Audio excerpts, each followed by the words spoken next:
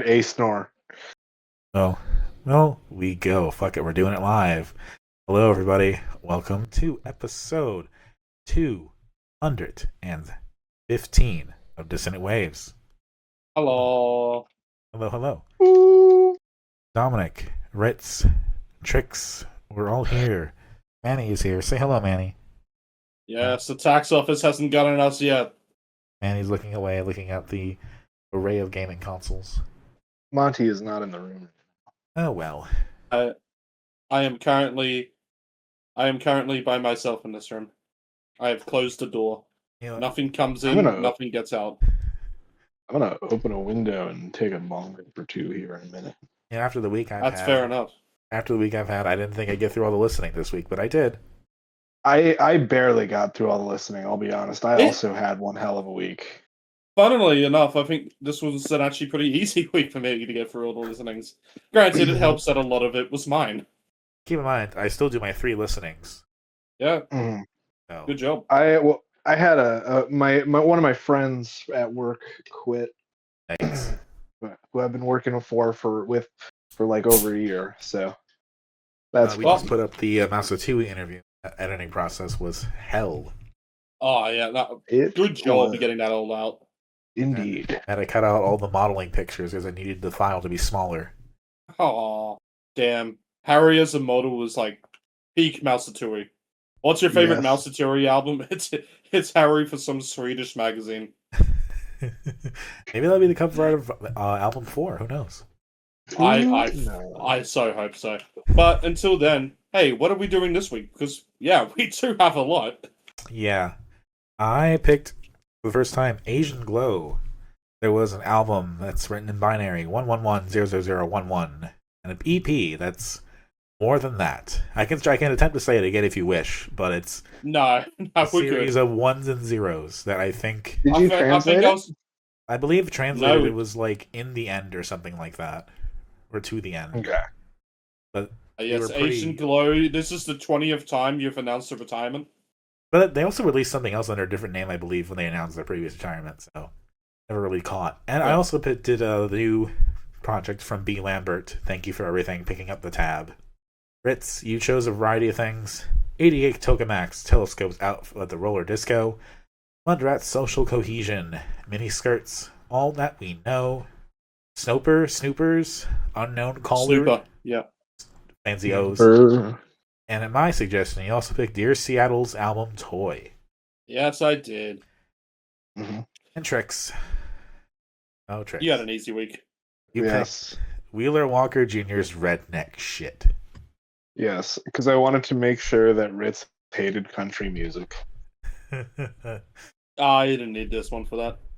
I mean, should we just start since Trix, you've only got one album? Should we just start with it?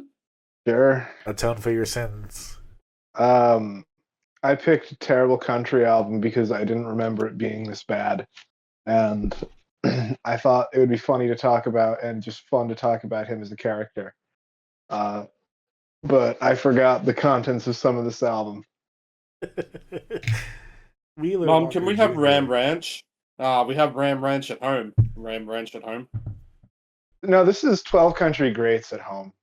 Yeah, actually, yeah. Is this 12 Country Greats at home? I've not listened to 12 Country Greats. It is.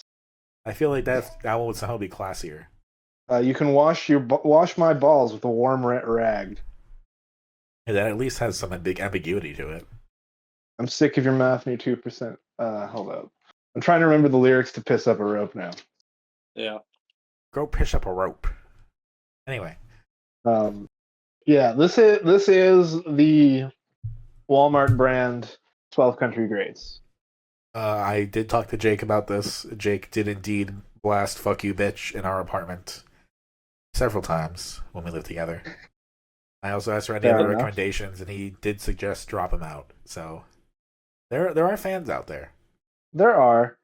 I will say, I think the most interesting part about this album is, do you know how it was advertised? I should also mention that Jake is gay, so this is not a straight person I'm talking to. I'm just going to assume. Yeah, don't worry. I didn't assume you were talking to any straight people to be quite apparent there, to be honest. Or blunt, I guess. Yeah. But the way that this album was marketed or advertised was it was pretty much exclusively advertised on Pornhub. Oh, that I did not That's know. believable. That is so believable. And it actually, I listened to a podcast that the guy guest starred on years ago. He was talking about how it's like, well, Pornhub is like one of like the most advertised sites of all time. Like it's got high traffic, True. and you're gonna click through if it's not like a AI chat girl or whatever. And this was before AI. It was something more along that line. So it's like I want to advertise on Pornhub, and that actually caused him to blow up. It's also a parody joke in a way, isn't it? Yes. So therefore, yeah, of course you do. I mean, this is a very sexualized album. It is. Not in a way that makes me horny, No. but it is a sexualized album. In a way that pushes it farther than I think most other albums have pushed. Yes. Yeah, This is like dick over the line. This is dick masturbating over the line. Yes. I don't know if it's really like over the line in that sense. I think this is it doubles down and it just kind of keeps going, and it's a comedy country album. That is just what it is. But it's a joke that's kind of done by halfway through, and you go, okay, is there anything else actually on it? It's like, nope, it's just the same joke again. It's just the same joke again. It's just the same joke again. Which, shipping as most country artists, their one joke is just a fucking two genders joke. At least it's better that the joke is just sex, comparingly. But compare it to, I guess, actual good comedy, it does wear a bit thin. I do admire it, actually, this album's like kind of playing it straight formula that it has the whole time. Yes. But its main draw is the fact that this is an explicit album. Yes. And yes, you can only say the word fuck so many times before it loses its meaning. I would know, I say it all the time. Yes. When you can't say that anymore, you say fight. And when you can't say fight anymore, you say fart. Yes. Yep. I will say instrumentation on this album, phenomenal. There's some really nice steel guitar, especially on Fuck You Bitch. Yes. But also, actually, on Beer, Weed Coochies. Which one was it? On Eating Pussy and Kicking Ass is basically a ZZ Top tribute band cover song. Yeah, it's very early ZZ Top, and I would fucking love to see Wheeler Walker Jr. do more of that in like a serious deadpan. Like it works well for him. Interesting. I don't know what I would want him to do. I feel because there are other albums out there that he's done. Yes, but I don't know where you take this after this. Maybe we'll have to find out. I mean, Trix, if you want to do that, I'm not going to stop you. I've got to agree as well. Again, like instrumentation wise and everything sounds really tight, and it's the fact that this sounds like an actual proper country album that makes it kind of work. But it's just the fact that it just stays the same that makes it not work. If you get what I mean, like it's a joke that is not funny the second time. The question is more. It is kind of funny the first time. The question is more.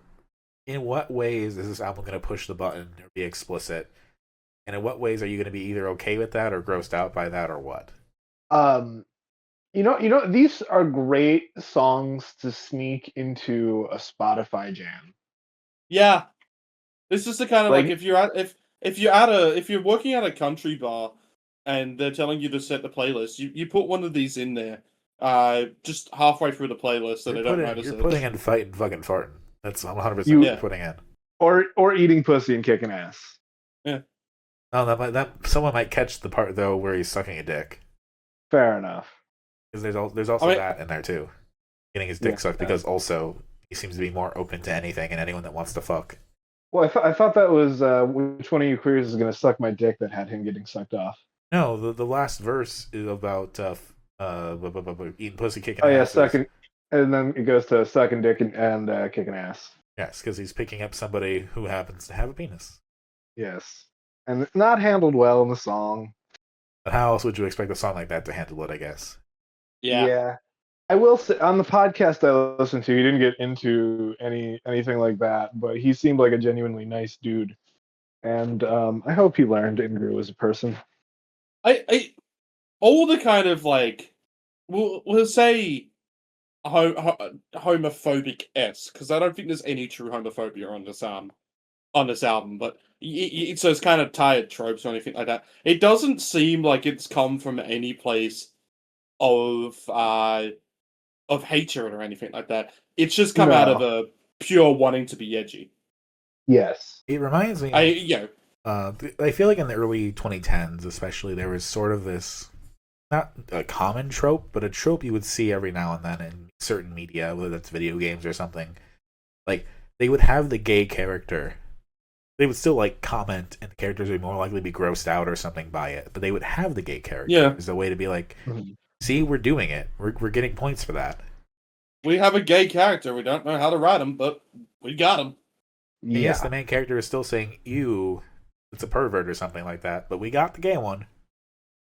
This is not just a tens thing. I mean, it goes back for a while. There are albums that I generally like, but you can like notice these little things that are in it. And I laughed back in the day, but I go back and go, okay, yeah, maybe there were better lyrics, right? Like, I think I've said it many times before. Hilltop Hood's The Calling has a line in there with "Can't get these assholes open in a gay bar," which in a sense, the way that it's done, there's a bit of just throwing the whole gay in there as an insult kind of thing. And that's other albums that have done it, but it doesn't seem like it's actually like true homophobia. It's just the way that commentary is. That's why I'm talking about the 2010s, because I think that in that time specifically, it was a trend of having that, but framing it in a way which made it seem progressive compared to what you would normally. Yeah, not that there's anything wrong with that. Yeah, something like that, or trying to think like, because like Glee was popular at the time, right? And so another TV show would have the gay character. They talk about Glee or something like that, and there would be a little bit of that awkwardness of like, he is, but blah blah blah. Okay, but Glee gay is just written by the straights, so it doesn't ever count as proper gay. Yeah, but like it was, but not saying that Glee itself is part of this trend. More that the shows that were responding to the trend and trying to integrate with that as like a leading thing you'd see. Yeah, it was more progressive than before in terms of it was trying to show, or they think they were trying to show it in a fairer light. Because I think Wheeler Walker Jr., the guy, is trying to show this in terms of, see, I'm being progressive. He's getting his dick sucked and he's enjoying it, or he likes it, or he's cool with it. It's that attitude specifically that is kind of cringy now in a way that I'm trying to point out. Yeah, I get you. I think we said what we can about Wheeler Walker Jr. Yeah, I mean it's worth one listen if you want a bunch of edgy jokes. It's worth sneaking into a country playlist because that sounds about as actual competent as most country does. It will blend right in. There are I've come over the past bit to be Stockholm syndromed into country to the point where I've listened to way too much of it now, and I saw what I would consider to be a fucking country artist. Amazing. A couple of weeks ago, in which I thought was, kind of a similar vibe to this, in which I think the actual instrumentation-wise to all this, it's more so very wants to go traditional, I guess. Hello. You cut out. Yeah, you cut out. I think I was robot. I am robot. The point being is, I think instrumental-wise, this actually tries to be a traditional country and a throwback album, and then has that bait and switch of what the lyrics are.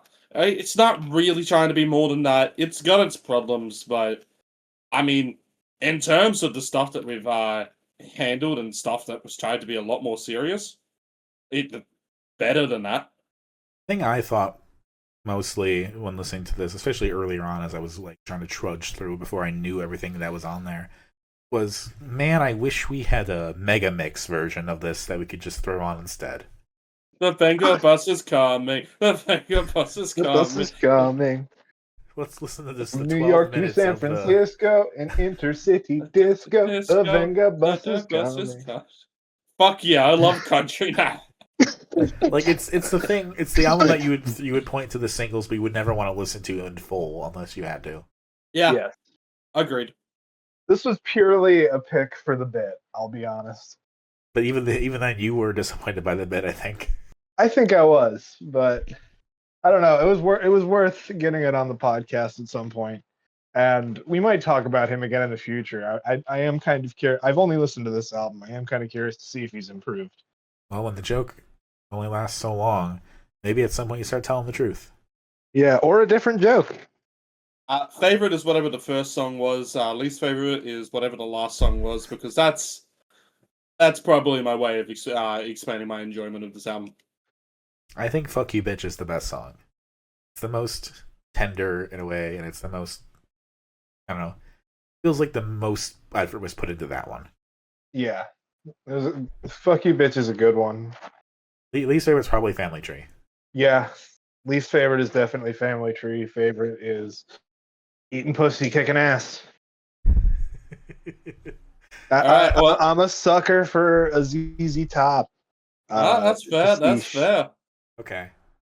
What next? Well, Trix, we did your pick. I think it's only fair to ask you what is next.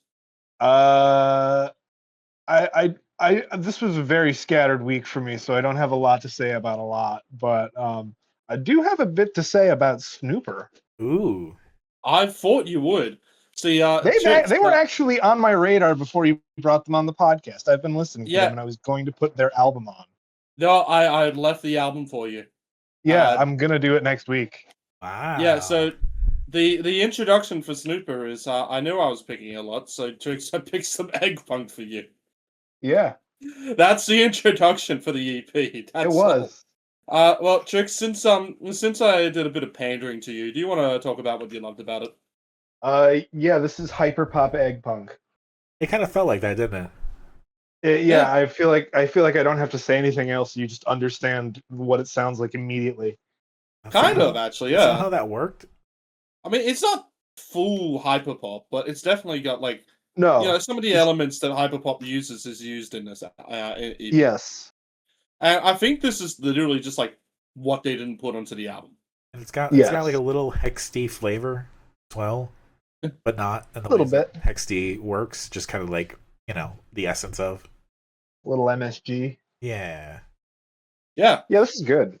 Yeah, I mean, it personally for me, it doesn't come out as a standout of this week. No. And I thought, in terms of like just having 10 minutes of listening, this is great. This is fun.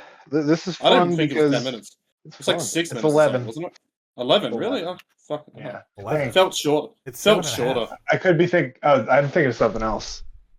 Yeah, I think you're right. I was gonna say that went a lot shorter than it felt then. A lot longer than it felt. So, but yeah, Snõõper's great. I've been aware of them for a couple years now. Yeah, personally, I think fun. I'm glad we're doing the album next because I think the album's still got a lot more like standouts on it. Oh, absolutely. This is, like, I can see why this is just the EP. I think the single song really stands out, but I think the sound of it's just like what makes it the most interesting. I think I'll have more to say about this once we listen to the album because this kind of came like in comparison to a lot of the other stuff we did this week. But it was cool for what it was. This was not a pick that was done for the sake of I think there's going to be a lot to say about it. I think it was just done because I knew this would be good for Trix to listen to, and it probably gives the introduction going into the album. It can be called a blender pretty safely. Yeah. It's a nice EP. It's only 3 tracks. It's short, but it's good. I'm gonna call it a cheese sandwich. Yeah, you know what I will too. Sorry. I'll agree with the cheese sandwich. It's fine. Yeah.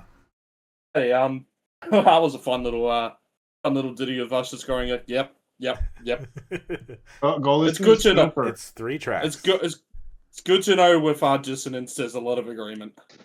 Yeah. Alrighty. Dominic, what are we doing next? You want to do another shorty or do something a little bit more meat on it? To you. Let's air everything out. Let's get thank you for everything on the board. Hey, let's do it. Let's do it, huh? That's what we're here for. That's what the kids want. I forgot that you picked it. Go ahead, Dominic. Thank you for everything. Picking up the tab.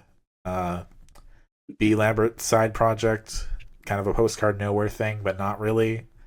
Just seems it's from what it sounds like, just a bunch of like kind of half ideas and kind of first drafts of things he was working on that he just wanted to kind of put together. Nothing that he super wanted to finish. Nothing that he was like, if there's something cool I want to add, I'll do that. But I'm not going to go out of my way to kind of finish them or like think too much through them. Just kind of the first thing that comes to mind, the first words that are sung. That's what it is. Close enough. Welcome back, Mac DeMarco. And for that, I don't get DeMarco vibes. I don't get the DeMarco vibes. No, I was just talking about with the whole like One-Way G things out. Yeah, that was a joke. Gotcha. The actual One-Way G is 100 times more interesting. Yes. Yeah. I didn't mean it in a whole like Oh, I know. Yeah. This exists in his discography. Yeah. For what it is, I think there's a couple cool moments. I think radio song's a little catchy. But it's that postcard nowhere sound, the acoustic version at least. Yeah. Yeah. And I've been known to like acoustic the postcard nowhere songs. I mean, Rocket is probably still my favorite postcard nowhere song. It's just some like kind of beautiful, something beautiful about that song. But yeah, you can tell this is a bit half baked.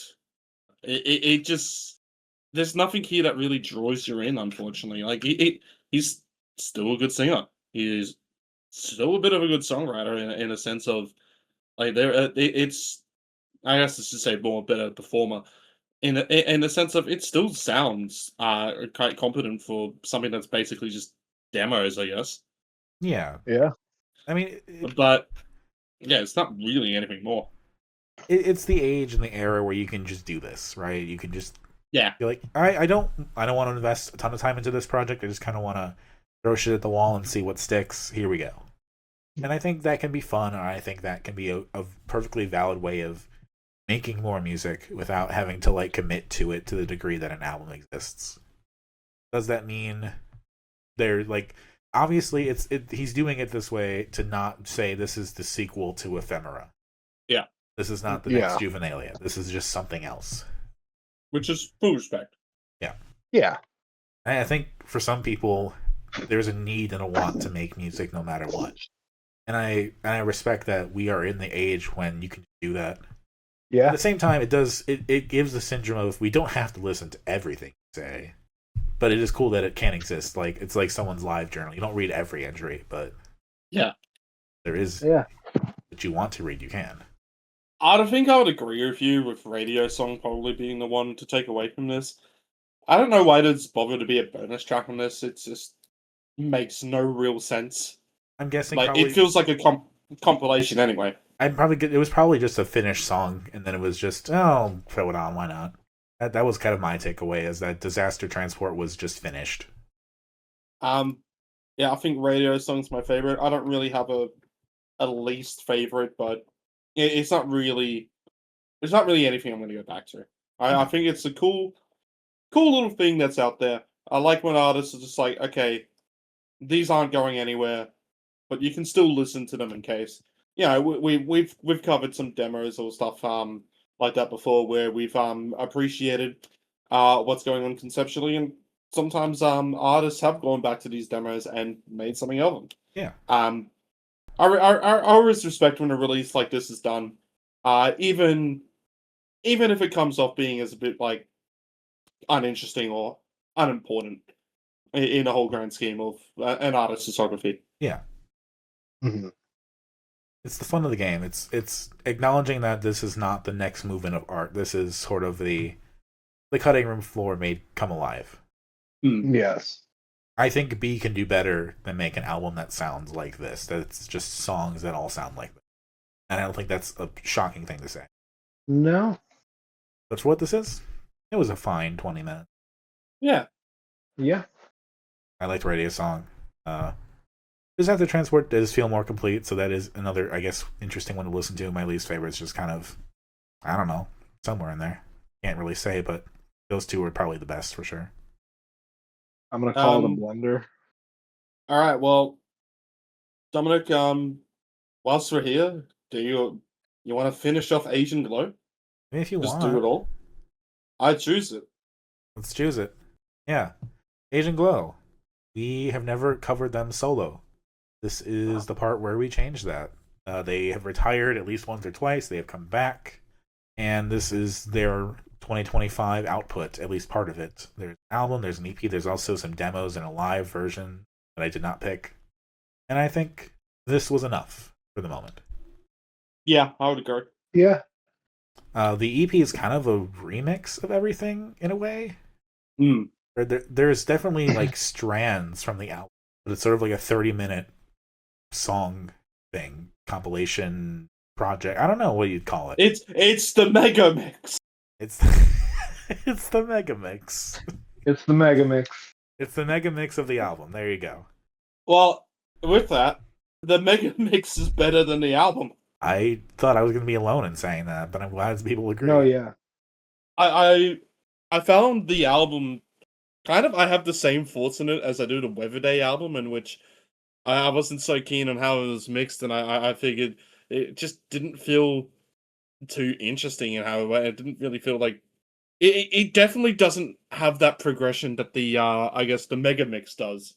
Yeah. It feels like that mega mix is just a way of listening to it. It feels like, okay, this is like proper like post rock tracks now, and they're just interesting. Like it's only two, and well, no, yeah, okay, it's it's just one. Wow, yeah. Yeah, when I picked this, I had listened to the mega mix version first. It was like, oh, this sounds interesting. I could pair these together. But here we are. Actually, that's the more interesting one because of the progression, because it has that post rocky. Yeah. It's not Paranol exactly, but you could definitely tell there's an influence there. Mm-hmm. Well, I feel like with Asian Glow albums, I feel like I should like. I mean, what we listened to before is stuff that I have like the Downfall of the Neon Youth. Oh yes, Downfall of the Neon Youth. Yeah. And we did Weather Glow, uh, didn't we? We did Or Paraglow. did we do the other one? We did Paraglow. My bad. Yeah. That I fucking loved. That was a great fucking EP. In terms of holy shit, in terms of solo Asian Glow stuff, I feel like I should like it a lot more than I actually do. Like I like stuff of Stoled Flutes, and I like stuff of Unwired Detour, but as like full albums, not really. I feel like we should listen to Colfickle at some point. I feel that is a touchstone of fifth wave we've not gotten to yet. That is true, and I've actually never listened to Cold Fickle. I haven't either. Asian Glow is What's that? one that I have not spent too much time with, unfortunately. Mm-hmm. This one, Same on him. this one definitely feels like an album that I should like more than I do. Like, I listen to songs like Monumental and Feel all the time, and I see what they're doing, and I like the shoegazy progression stuff that's kind of happening there, but it doesn't quite sit. It kind of just evaporates. Yeah. I'm on a full agreement with you right now, Dominic. Yeah. And then it's like you to like 1110011, and I like that where that's going. I like Camel 8 Strike, but even like Camel 8 Strike, I'd say is one of the better ones. I can only imagine or remember certain points, but also because those are points that were on the Mega Mix. Yeah, it's. I'm in the same vote. Like Dorothy Tyne, that was in my shortlists and stuff, and I still really didn't get into that one. Like I remember from the same year as. Hello. I'd still think that is my. Get Oh out my there. god, I'm cutting out again. Yeah, I'm cutting out again. I think there's a bit of internet on my part. Sorry, but Kira Tomago number 2, which was released the same year as Dorothy Tynes. I'm pretty sure as a single or around that, and they're on 2 different albums that are in 2 different years. And I feel like that's a song where personally, like, I got Asian Glow, and I haven't had that really since. Yeah. Like There is this would be like a production weird moment style somewhere, but it wasn't. There's a production style that they have that is unique, and I understand. I understand why people go to this. I even with, similar sounding artists, specifically like Paranol being the easiest comparison to do. I think it's very easy to tell who's Paranol and who's Asian Glow. Sure. Even if you compare them to other artists and stuff like that, they both have their own stylings that go into it. Oh wow, Dorothy is 2023. Jeez. Yeah. Mm-hmm. I'm pretty sure Tamaki 2 was like 2023 as well. Yep. Yes. It was released after Dorothy Fines, sorry. But yet, Dorothy's on the new album was Karate Tamago, however to pronounce it. I'm saying it differently every time because it's funny that way. I was on that. And, these singles have all existed for interesting for kind of a while as well.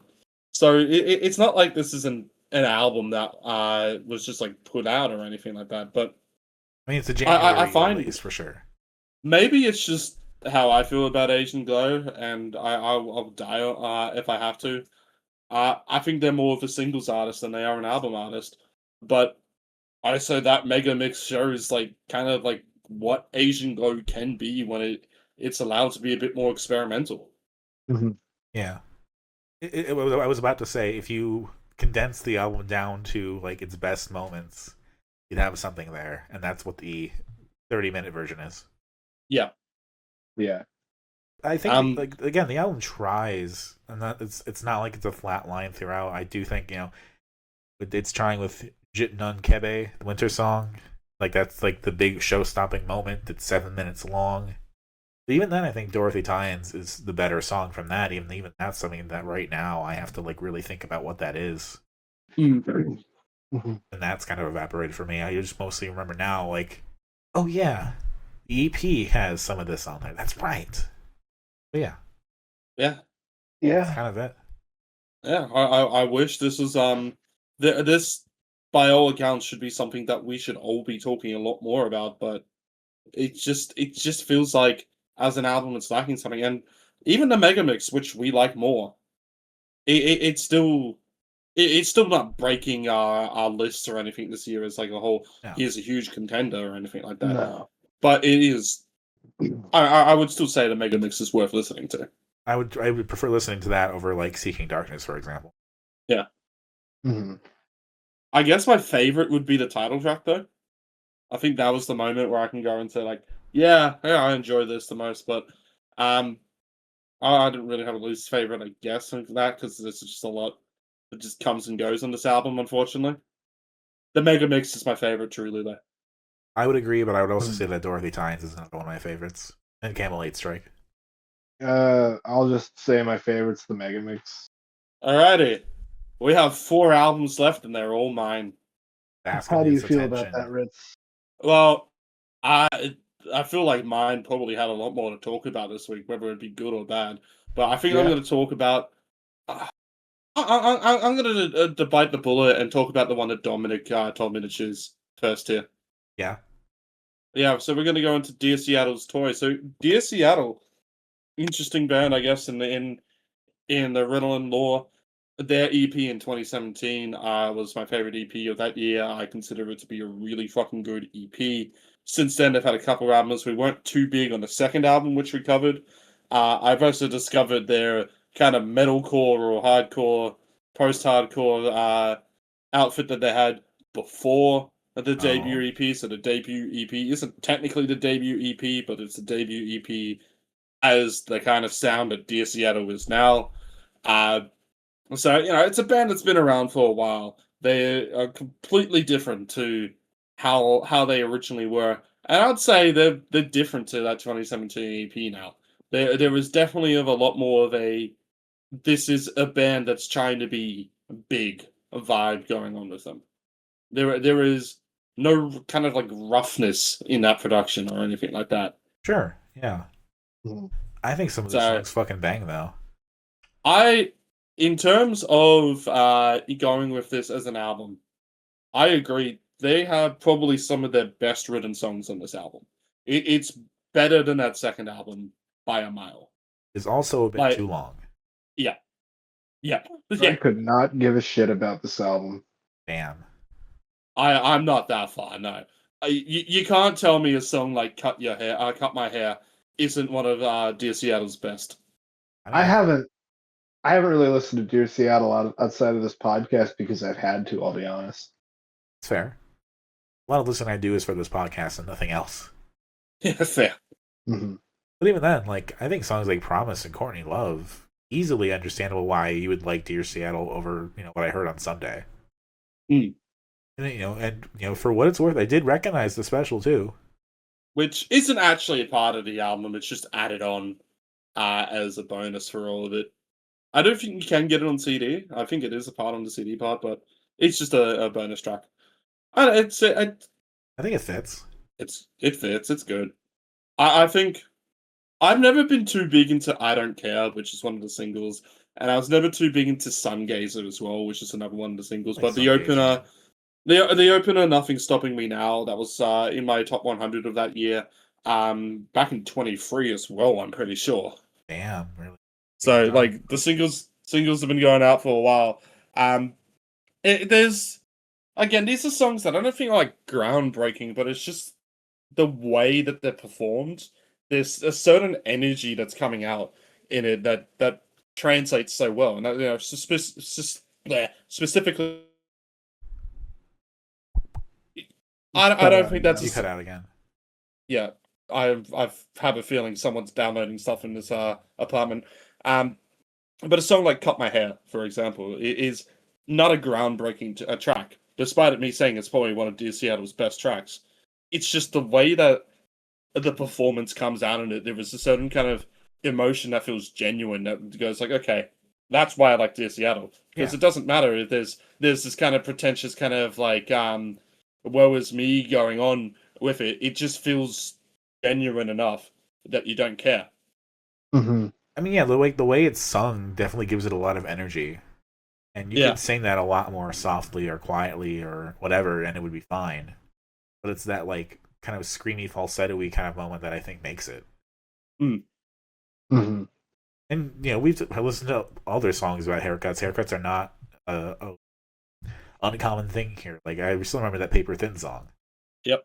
But I think this one stands out at least because it has that special sauce a little, as that moment. So that's why I appreciate them. I think I like this a little bit more than you. That's probably true. Like as an album, I think this is an album that has a bunch of Dear Seattle's best songs, but that doesn't mean it's consistently like that. Oh wow! I don't think there's any. 2019, Jesus Christ. Yeah, that was when they did their debut album. Mm-hmm. Truly. But I mean, since then, that Hottest 100 of Like a Version's happened. They finally made a Hottest 100 by being in that, and so I think they just have a bit of like a whole, let's ride that train, just try and see if we can get a bit more sales on this by adding that on, And I get it. It's not say I applaud it, but I get it. And it's a good cover. Yeah. I still think 2019 Dear Seattle is the best album. Like, of the three. And even that's still got some problems with it, but it's never going to be a groundbreaking band. No. It's going to be one of those bands that's used the foundation to make their sound, and that's fine. Yeah, and we've also never done the first one on the show. Yeah, we've only done the EP and the second before this. Yep. So yeah, it's a massive improvement from Someday as a full record, which I think Someday really had. It had Way Out, it had In My Head, and it had Paranoid Letter, and then it had a bunch of other songs that I don't give a shit about. Yeah. This, I feel like I can at least go back to it as a full album and go like, whilst there's a lot of filler, I will call it, the highlights are stronger, and the filler is stronger. So it might be a bit of a mixed bag, but it's not like we did Someday on episode 113. Wow. So it's actually been about 100 episodes. Yeah. Yeah. Yeah. That's when we did Sports Ball. Oh, what a time that was. Yeah. Yep. Remember when you made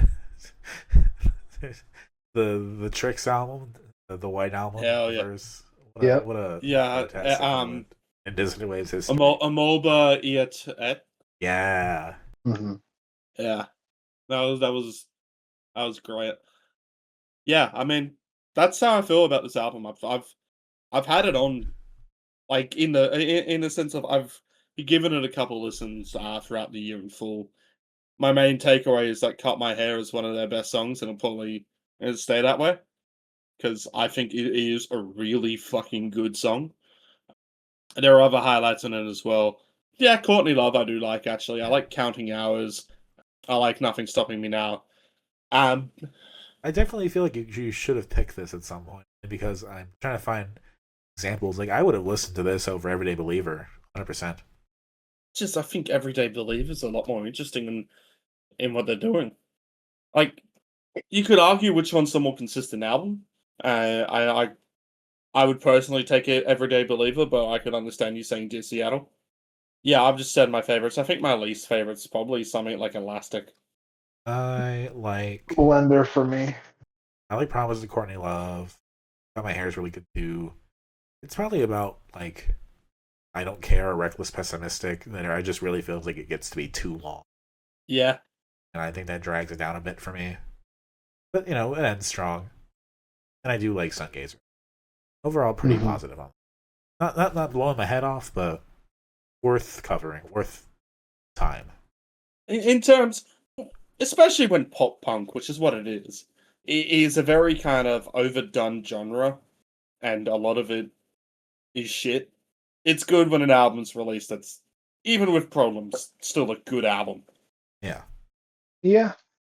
In terms of also just a good, solid album, and I thought this one would go a bit more well with Tricks, but it's been a long week for her, so let's see if it has.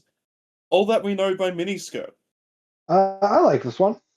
Yeah, I figured you would. It's I mean, it's not really egg punk, it's more just punk. But Byron Bay Punkers, Miniskirt, they have been around for a while now.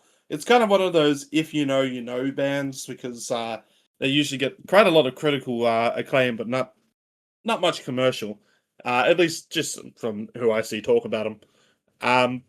Yeah, I figured I'd listen to their put on their new album, and it's a consistently great album. Like, well, Yeah.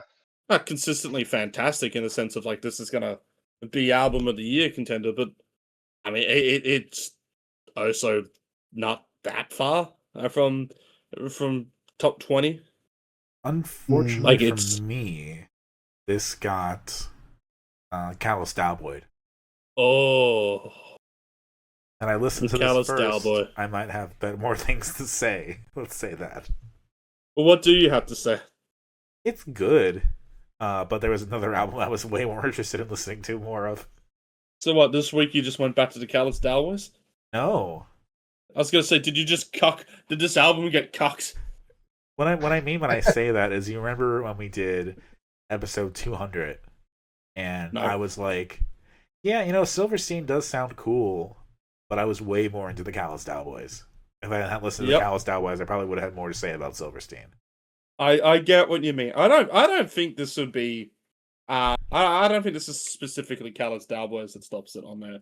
No, It's what I mean by that is that Mudrat took up way more of my attention. Yeah. I was saving Mudrat. Don't worry. No, I don't know how like I can go like full into this album, because this is an album it's got its sound, and its sound fucks, but it doesn't stray too far from that sound. No. So it is a very face value album. I guess is the way of putting it. And the good thing about that is that first song is good, and then it stays of that quality for the full album. This is a really consistent to a fault, but just an easy listen. But it's not a listen that you go back to and go, here's the certain song or anything. It's like it's something that it's worked as an album. Cut out a little bit. So. You could. I probably cut out a bit, but I'm now going to throw it onto one of you two, so I stopped cutting out. I mean, there were songs like Chew the Cud I thought were interesting. White Range Club. My Name is Mud. That was interesting too. Again, kind of given the Mudrat connection a little bit. That was kind of a little ironic in a way. Yeah. Ned Kelly Letterbox definitely stood out to me as well. I feel like that should have been the closer. That it felt like pretty final, and to have another song after that's not bad, but it's definitely No, I think I would agree with you on that. It Actually, feels a little unfocused, I guess. It feels, good. It's all the way through good, but it's kind of not more than that. And yeah, Yeah. I mean, I love smart enough for the lyrics of "Please, Mr. Speaker, look at me cock." yes, that was pretty good. I did.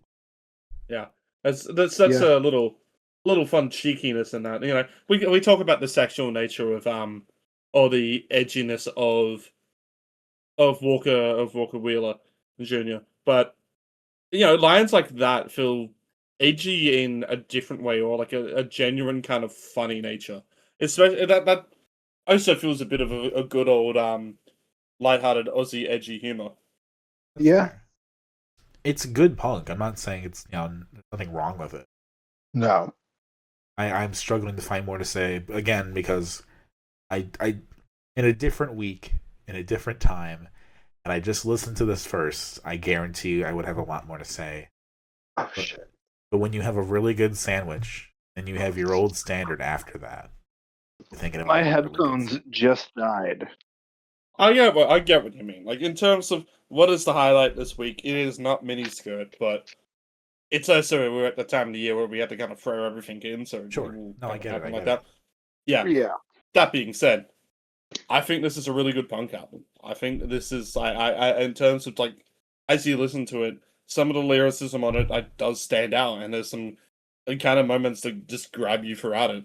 Like we're saying with the "My Name Is Mud" part as well, on there. It doesn't run for the best album this year, but it is still one of the great punk albums this year. Yeah. And the cover art's pretty too. Yeah, I also nice did and simple. I did also like Roundabouts because it had the name of the album all over it. Hmm. I wonder where they got the name of the album from. Probably this song. All that we know. The big wanker look to north, stub me toe, have a chew in my ear. I agree. Yeah. Yeah, I like it. It's a good album. It's one of those that goes in the same way of Dear Seattle, in which it's not breaking new ground, but it's using the foundation that's been built to make a good album. In this case, I think it's done it better than Dear Seattle has. I Even cannot if follow the you songs, that far. even if I don't think there's a standout like Cut My Hair on this album. But yeah, just in terms of consistent quality, I think I appreciate this one a lot more. Favorites on this, Smart Enough, I like Mud, and what was the other one on it? I'm losing it on it. Least favorites, probably Series 3. I think I agree that Ned Kelly Letterbox is a better ender. Favorites for me, Mud also. Least favorite also Series 3. Yeah. But I'm gonna, overall pretty solid. I'm gonna agree with Trix. Therefore, Ritz. When I will also throw in Chew the Cut as another favorite. All right. Well, you're talking about it, Dominic. So Oh, you boy. wanna go into Mud? You wanna Let's go talk into about Mudrat? Mudrat, goddamn. All right, Mudrat, Social Cohesion. I don't need to open this album. Let's just go straight into it. Yeah. From the first track, it was clear we were in for something. Oh, absolutely. And I mean, Mudrat has just the acknowledgement of land. That just from that.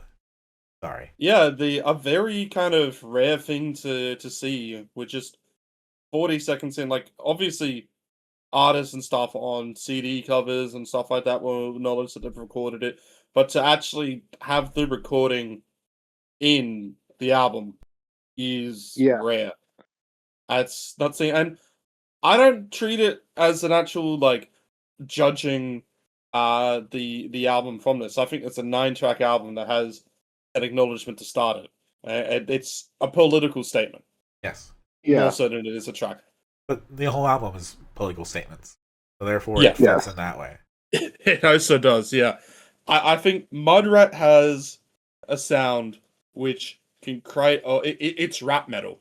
Let's Punk rap. get that metal. on. Punk rap metal. This could easily be incredibly cringe. Yeah, I think it's that is a clash of genres that rap metal or punk rap and all that has definitely definitely been kind of associated with less than average music. Mhm. And yet somehow it doesn't even fucking matter on this album, because you're not listening to it straight up for the instrumentation. The beauty of it is when Mudrat just doesn't hold back. This is more Rage Against the Machine, System O Down than it is a Korn. Yeah. Yeah. From Which just the having saw Korn at good. Hold up. oh, you cut out a little bit, but that's okay. I was just ripping on Korn. That's yeah. Fair enough. And like, there's stories being told in this album, and there's like through lines you can kind of read into about like his father, his history, and follow all that. You can also just follow like the politicalness of it all. There's that moment. Was it FME or was it I Hate Rich Cunts or You Don't Care About Poor People, where he just stops like rapping or singing and just starts talking like they would in a System of a Down song. I think it's it could be any of them because I Hate Rich Cunts has that with the when I get a little mad, when I get a little rad. The next Christmas when your racist grandpa says something fucked, punch a cunt in the head, which has to be one of my favorite lines off this album. Yeah. It's people have a go at militant politics, and I think there's it was I Hate Rich Cunts, the HECS Debt Index lyrics, the bridge. Yeah, there is in some terms recently I have a go when someone's in your face about politics, but they aren't really saying anything. But if Mudrat, it's in your face, but it's got something to say, like it's confronting, not annoying. As I Hate And Rich for Cunts some people, starts, I Hate Rich Cunts cat calls fascists Matt Walsh, telling they can get fucked. Yep. And I feel like some people might see this as confronting and think that's a turn off, and I think that is the biggest disservice you can give yourself. Like it calls out the average punter. That's what You Don't Care About Poor People kind of is. Right. It's saying what is true. I mean, I wish I could say I'm a better person than I was when it comes to protests and all that stuff. I rarely attend them, if at all. And this attacks me for that. But also that's fair to do. Yeah. Like, what's the what was the good lyrics here? She shared a post about Invasion Day, but skipped the rally to go get pissed with her mates. Little Becky's on the prowl. She's a little lit. She's got a new tucha with her normcore fit.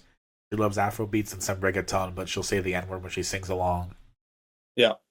And as a feminist, of course, I'm aware of my privilege, but for color folk, now I've never lived at a fingertip.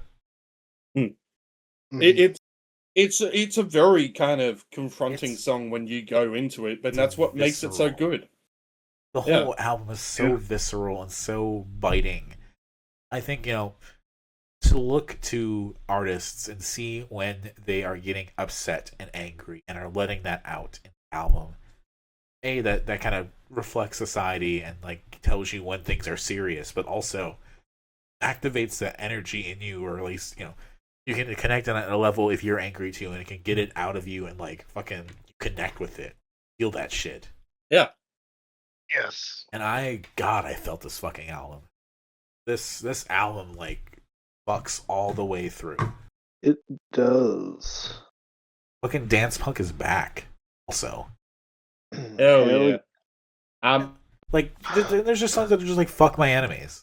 Yeah. Like it's not fucking all like a screed of like complex talking points or something like that. It's everything. It's fucking appealing to everybody, to the working man, to the person that's angry, people that are not me, especially. Yeah. I'll compare it to that fucking Motionless and White album, or to the fucking Muse politics and all that. You can quite easily make good political shit. Yeah, this is what you should be making. This is the stuff that means something. Yes. Doing other shit just to, I don't know, score points and say, yeah, we did the political thing, but whose politics? What are we saying? Who knows? Who cares? It's up to again, your it's interpretation. The the way that every song just sounds different on this as well. It While feels so still effortless. sounding like Mudrat. This is just, it's a fantastic debut, and it's a fantastic statement of an album. And like face to face, going that whole kind of slow dark sound that happens, and then into that whole kind of just scram sound basically for that whole fucking verse, and then just getting very soft and kind of it's that good old contrast that happens into it that makes those small little moments just go like, holy fuck. And yeah, Mudrat just that and of course the backing band on this as well done just an incredible job of just putting all these songs together. It's a genuine just it probably won't get the recognition that it deserves. Maybe not, but this for me is a top album of the year. Yeah. I would agree. It's just something about it outside of all the reasons that we said that just goes. This is just good music. It's not just the politics. It's also the diversity of the album. It's the way it changes. It gives you a lot of good beats. It gives you a fucking message to care about, but it also then changes. The second half is way different than the first. We got one of those fucking those Hosier type singers that are just really good and really can belt it out, and they actually do something with one of those motherfuckers. And they use a singer like that to really good effect. And I feel like, other artists would be content just to do a whole collab album with them, just to really milk them and have them be the heart and soul because, oh wow, they're a singer, they can belt, they're really fucking good. But no, this album knows exactly what to do with it. You have the interlude that introduces what that singer is going to do, craft a song around it. Mud 25 exploits that and uses it and does it in the best way possible for you to actually feel that and not just be like, oh, this reminds me of like what Adele could do. This reminds me of those. Blah, blah, blah, blah, blah, blah, blah. Gives me the things that I'm jaded about. Favorite to me, I mean, I hate rich cunts as an old timer. That for me is just line after line of just you don't care about poor people face to face. If I gotta give a least favorite, I think I would probably give it to I'd probably give it to Break Free. I'd probably give it to A Beautiful Mess personally. Yeah, it was gonna be Break Free or A Beautiful Mess. But I think Break Free is really good too. I think it really establishes where we go from the acknowledgement. Tell you what that whole album's gonna be about. Yeah, I think you're right. I'll change it to A Beautiful Mess. It's not a slight on A Beautiful Mess either. It's just, that song for me is the one I probably pay attention to the least, but it's still good. And Trix is currently out. No, she's back. I'm back. There we go. Mudhoney, or not Mudhoney, fucking Mudrat. What time? Yeah, Mudrat is great. Anything you particularly liked? Couldn't tell you specifics, but it went well in the kitchen. Damn. Well, I'd skip the first track usually because I'm a coward. Even though there's other parts where the chorus is just free Palestine. You'd be surprised that people don't listen to lyrics like that. I'm also in a pretty woke city, though. Fair enough. Well, we've now learned that Trix doesn't like streaming songs to give money to indigenous charities. So I'm sorry, Trix, but you don't care about poor people. I will donate $5 Australian personally. But that's like that is 5 cents from your wallet. It's $5 more than they had. Trix is getting cancelled in Australia, not for the didgeridoo bong. Tell them they can get fucked, everybody. Or climbing Uluru to learn cock origami. Nah, that's just a right of privilege. All right, Trix, do you have favorites or least favorite? Excellent cheese sandwich. Although I will say, hold up, my phone's up against my face. I need to pull up the. I would say that too. Yes. I will say my least favorite is pretty much break free through You Don't Care About Poor People. The whole section is fantastic. The rest of it's really good too. If it wasn't for the damn callous Cowboys. I'm not. I didn't I get had too distracted by much the sweat. Cowboys album. I get distracted Um, from miniskirt by this. You get distracted by the Mona Lisa. I hate to see you frown. Alright. Mud 25. Mud Shout out to 25. Mud 25. Yeah, Mud 25 is a good one. We're halfway on. Alright. We've got one more album. Telescopes at the Rollerdisco. 88 Tokamak. I picked this one because my friend kind of recommended this. It's sounds, and I thought it kind of fucked. So I wanted to cover it. I think it's an interesting sound that's going on here. It might have gotten Mudratted though. No, Yeah. this actually stuck out really well because the first time I listened to this, I was like in bed about to go to sleep, so I didn't really click with me the first time. And I listened to it again. Oh my god, I missed so much. See, I feel like you could quite easily sleep to this album, just in the sense of there is a certain surrealness to it. But it's not like it's a massive surreal album. Like Winter All Frosty was what it was, and Don't Wait Up was what it was. I wasn't deaf to that. Yeah. But listening again, it's like, oh man, this electronic shit is throughout. Yeah, they've got a sound that's I think it's actually kind of unique, which is nice. Yes. Like I don't think there's too much that I can say sounds like this. And it's definitely a case of they can only kind of expand from here. But that's not a slight on what we have now, because like this is a good album. Yes. Yeah. Yeah, I love its the kind of like soft tracks, and then when it just gets heavy, like on alternating current comes knocking, which is like a more heavy instrumental track compared to like Where Did I Leave My Processor, or even Don't Wait Up, which it's probably my least favorite of it. To be honest, I am sorry to say it, I didn't with that one as much as I did, but I still appreciate what's going on with it. Just having that, just like basically house music at that time, just like a DJ set or something, and that mix should not work. Like on this album, you have a hard cut between Winter All Frosty, like an alternating current comes knocking, and that should not work. It does not sound great, but somehow it fucking works. Yeah. It's almost kind of like a jazzy album in a way as well. Yeah, just like the way that it's structured. There's some kind of like improv. Yeah, like this. It feels like there's some kind of like improv stylings in the song structures almost, but it's like the chemistry of the band is what makes it all just kind of comes together. I know it's all obviously recorded in such a way to make it do that, but it all just comes together, and it makes those moments that stand out so satisfying on this. It's it's avant-garde in its own way, but it's not like avant-garde the whole time or even just for the sake of it. It feels like it's just allowing itself to jam out to create those moments. Oh yeah. Talking about another album with singles that are older. Winter All Frosty is the oldest one from 2022.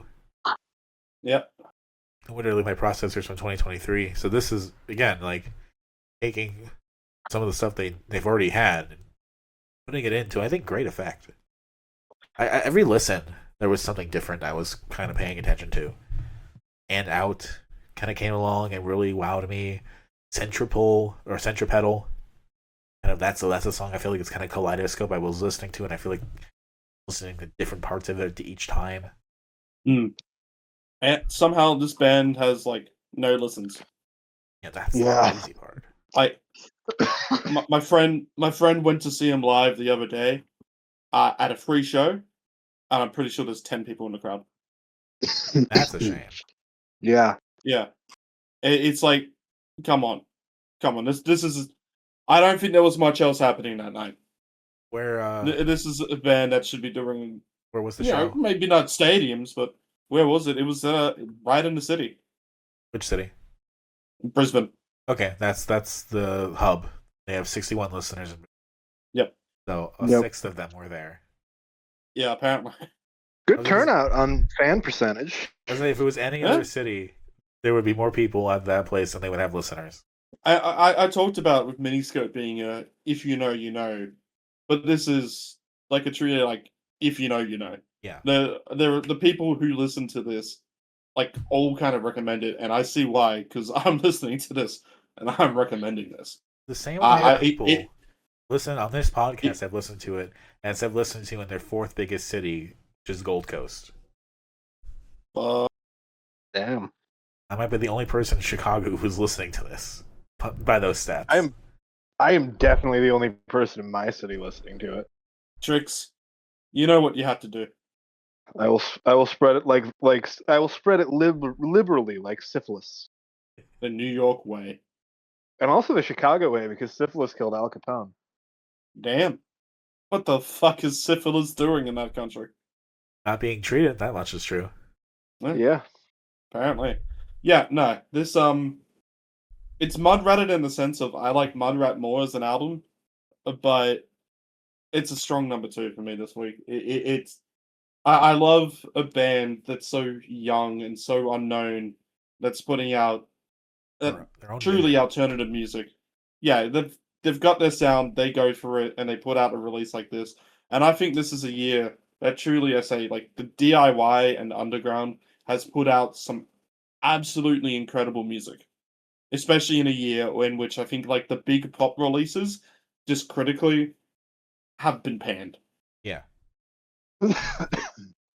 So to get something like this, it just further proves that it's really for a lot of people in music. There's the claim that this has not been a strong year, but the actual answer is this has been a really strong year if you just look.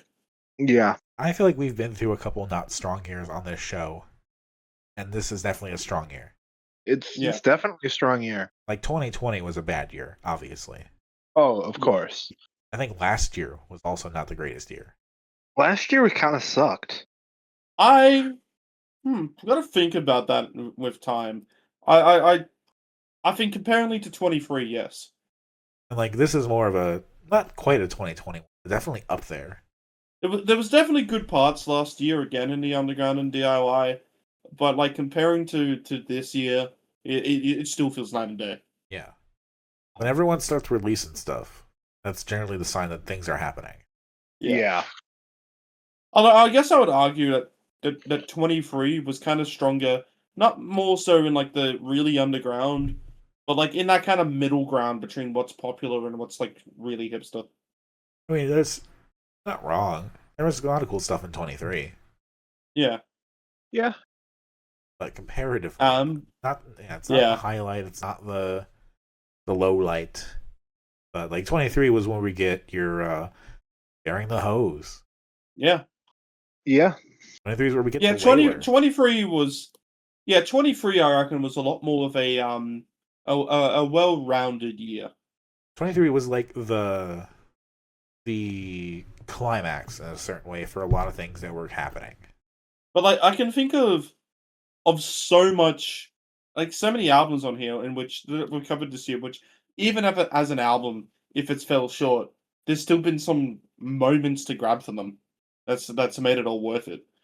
Like, you know, we Daisy Picker, for a good example, I think is one of those albums where I've gone back to and gone, as a full album, it's got its flaws, but when you see what they're doing and when you go to those highlights are highlights for a fucking reason. Mhm. Yeah. So, good album, good year. Good shit. It does make me think that, like, 20 years ago, a bunch of these artists would have, like, broken out, especially for the Australian scene. Oh And- man, imagine if we had 100%. 20 years ago. Yeah. Would have been a lot bigger. Unfortunate reality of 88 Tokamak is this could just be kind of what happens to them. I really fucking hope not. Ritz, how do you feel about going into making your own concert? Making my own concert, I don't have the money. If you can book Bug Hug and 88 Tokamak, I think you'll have something. I think the people from Bug Hug are capable of booking their own shows because I think it's that kind of scene that's doing it anyway. That's fair. I'm just trying to put together some artists that I think. I get it. love. I get it. 80 And 80, if 88 Tokamak and Bug Hugger were on the same lineup, that would be fucked. That would fuck. Alrighty, well, favorites for me off this. I like Where Did I Leave My Processor? I like I Live in the Sandbox, and I like Alternating Current Comes Knocking. Least favorite is probably Don't Wait Up. You could argue like Winter or Frosty like is kind of just a bit of a filler interlude, but I'm giving my least favorite to Don't Wait Up. So I'm gonna piss you off either way here, Domino. See, Winter May as well go to Frosty big one. and Don't Wait Up are secretly like the emotional core of the album. They're what gives it a lot of depth. They make me feel bad.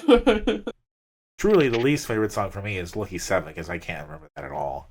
I always listen to Alternating Current and then Don't Wait Up and I don't remember all that. My favorites, although, are going to be God and Out, Centripetal, Winter All Frosty Like, and I also really, really, really, really like. This, given the nature of the week I had, this was a bit of a blender for me, but I overall enjoyed it. The credits will so really give us an idea of where you land on some of those, I think. The rankings, I mean. Well, I was going to say, I'm going to find my stuff as we're doing rankings.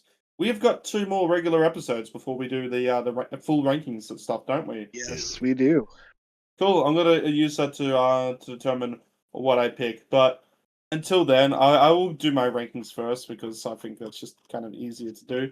I think if I've really got to go with least favorite out of all of this, probably Picking Up the Tab. Okay. And then I'll do Redneck Shit. Then I'm going to do 11100011. Then, oh god, it becomes a bitch to rank from here. I think I've got to put the Mega Mix next. Then I'm going to put Snõõper. Then I'm going to put Miniskirt. Then I'm going to put 88 Tokamak. And then Mudrat is number 1. Where were you put the Asian Glow album? Yeah, I put... Damn, you cut out for that too. Yeah. I apologize. Something with the fucking internet in this place. That's okay. Trix, I want to hear yours. I'm going to tilt my head away because my headphones died halfway through this episode. So Yeah, we heard you. I'm on phone right now. Let me pull up everything. Okay. At the bottom, I'm going to throw Redneck Shit.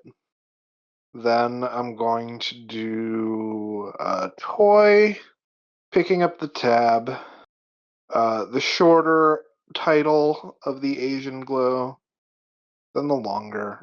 No, wait, I'll put the longer up a little higher. Never mind. I'm going to go with Telescopes Out at the Rollerdisco, then the other Asian Glow, then hold on. I'm just trying to remember what's what. Okay. We'll go with All That We Know and Unknown Caller and Social Cohesion up top. But thank you for everything.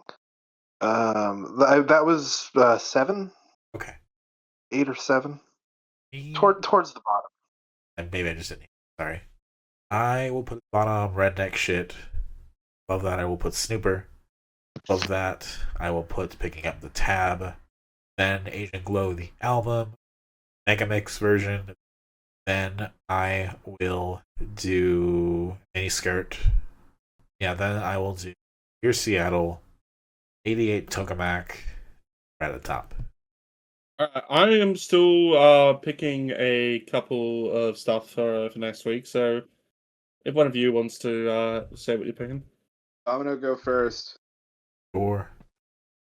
Oh, you said for me to go first? I'm sorry. Yeah, I'm still also compiling my links. All right, I thought you said you were going first. Okay. So yeah, I thought I heard that too. This week I am going to... I've had a couple failed ideas for episodes for my picks this year. And I'm going to kind of condense it, combine it a little bit to one pick. For 2 different ideas, I was going to pick the new Japanese breakfast album for Melancholy Brunettes and Sad Women. So that's the first pick there. That's the anchor pick for sure. Yeah.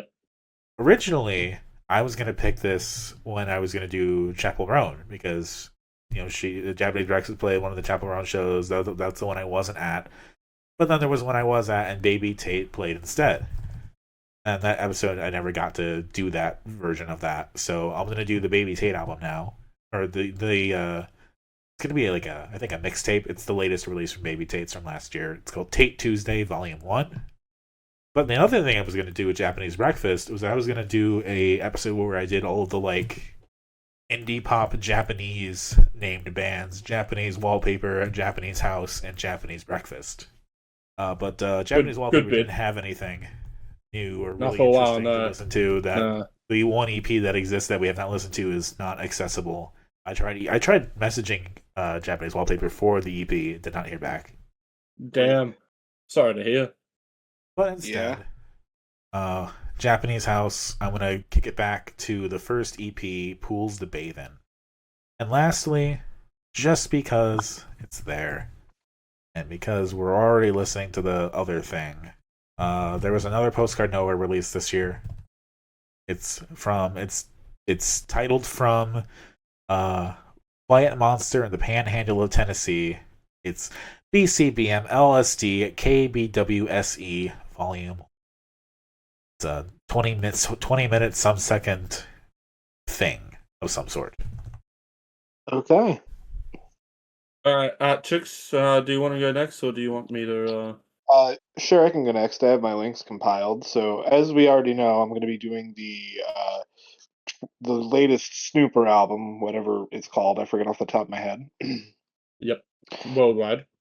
Worldwide, that is right. And then I saw that Native Son. I don't know if you guys remember Native Son, but they were a band that we covered off of the Noteworthy 01.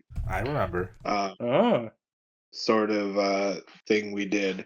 They released a new album this year called what was Toy Circuit? Concrete Language. Oh, they released another new album this year then. Yes.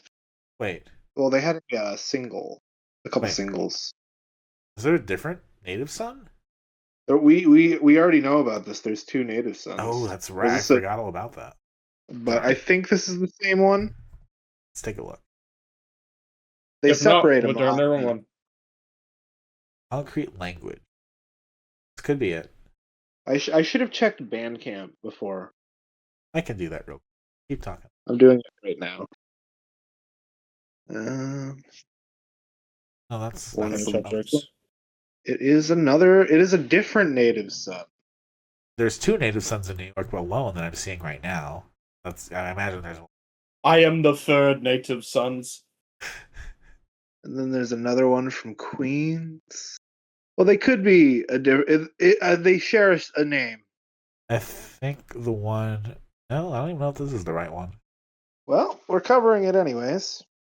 Okay, this is Native Son with you. Okay. Yes, I believe it was also Native Son on Noteworthy 01. Yet to be determined, but probably. Yes, with a U. And then I figured, why don't we take some time and catch up on all of our friends at Native Son? That we can, at least. And so we're going to be covering Thick's Mother and Father singles and Grim Streaker's EP called Mind. Tricks, you'll be happy to know that the Native Son on Spotify links to both Noteworthy 01 and Concrete Language. That's why I figured it was good. Right, so then we're doing Thick and Grim Streaker as well, you said? Yes. Cool. Alrighty. So, I apologize, but we have to do a cram session. This is and when we have to do a cram, we got 2 cram weeks. So I figured there's gonna be a week where I'm gonna have to cram on albums. So how about we just cram on some EPs, huh? So I'm gonna let either of you guess how many EPs I'm doing in the next 3 seconds. Dominic, what do you reckon? It's between 7. It's a single digit. You reckon 7? Yeah. Tricks, what do you reckon? 9. Yeah. That's why you're my favorite, Tricks. We got quite a bit to cover. Deer in the Headlights. Trine. They've released an EP, which is the last of the Adelaide version of Trine. Cabinet. New Zealand screamer that I saw earlier this year. They released an EP. I want to cover that. Secret World, they put out an EP. Tomorrow is a Mystery to Me. Dominic, I'm doing this one for you. Geno Eclipse did have an EP, and it was one of your favorites from that, so I'm going to pick that for you. Since we reacted well to Hyphen, to Mudrat, sorry, I'm going to pick up Hyphen, because Mudrat appears in this. So this might be it from Hyphen, is also picked in that, and now it doesn't show off the other 4 that are on here, so apologies on it. Another little EP that I discovered that I like this year, Freak Slug, Loose Tooth, and a Short Skirt.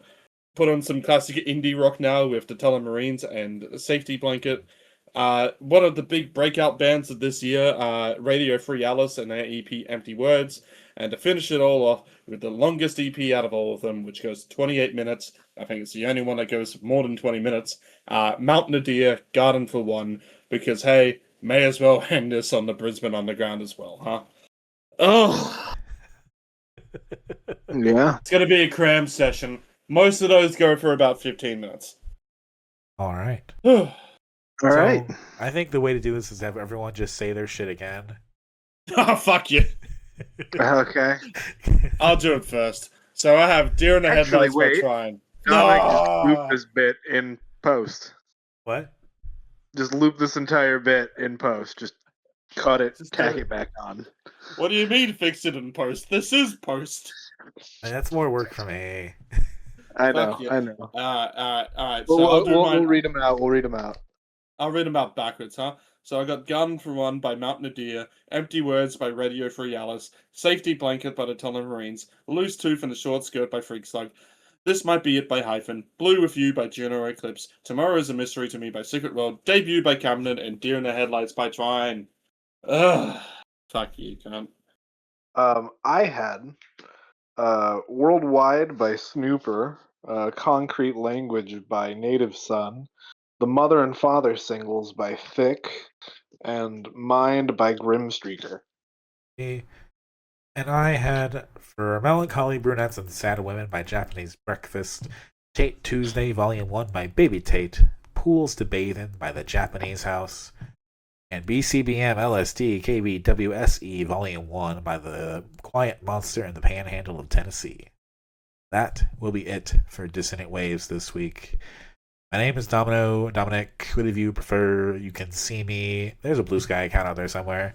But more importantly, I am editing this podcast forever and always. Please That's why we love you. watch the toil of my work.